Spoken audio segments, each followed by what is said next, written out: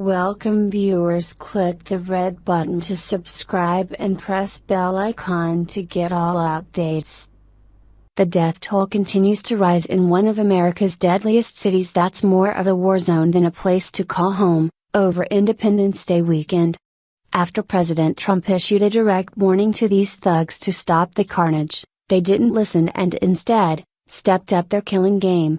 Now, Trump has released a shocking statement that proves these murderous people messed with the wrong president.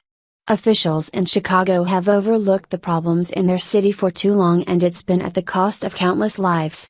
As Barack Obama's former hometown, he didn't seem to want to address it either, and the rising murder rate is also a big part of his legacy, having made excuses for criminals and empowered Black Lives Matter.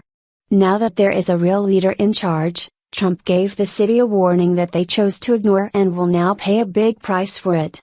In an unprecedented move, Trump told the leaders of the city that if they didn't get proactive about getting the violence under control, he would send in federal agents.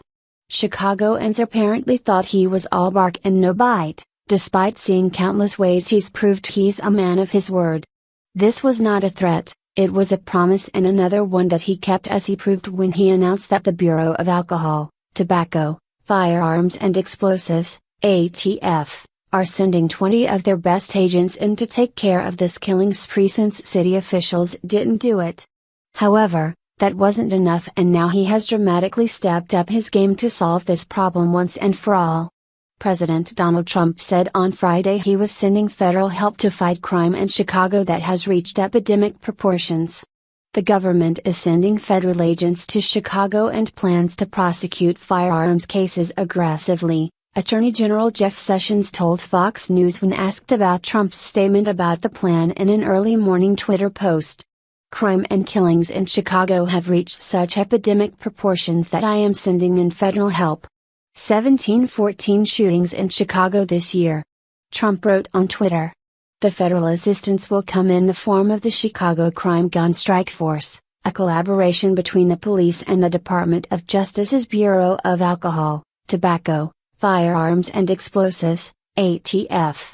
The group, including police officers, federal agents and intelligence analysts, will work to impede the flow of illegal guns throughout Chicago and target repeat gun offenders. The Trump administration will not let the bloodshed go on. We cannot accept these levels of violence, Sessions said in a statement on Friday afternoon.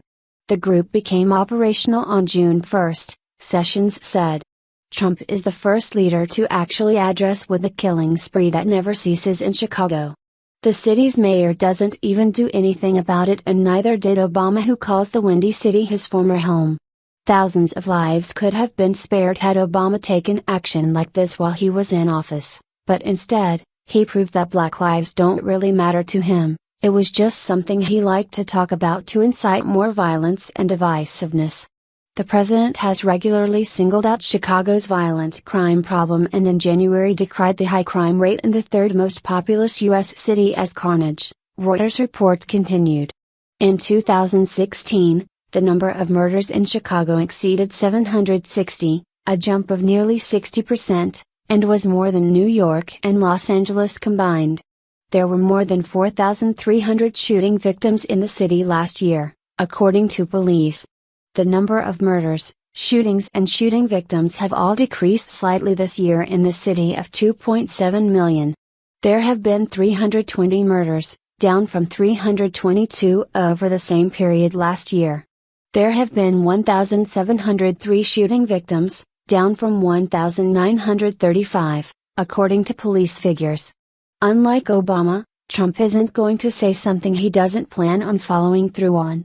He said he'll drain the swamp, and he's doing just that, in addition to finally addressing what's gone unchecked in Chicago for far too long. It's incredible to finally have a president who doesn't mess around and simply gets things done regardless of who opposes his plan of action in doing so.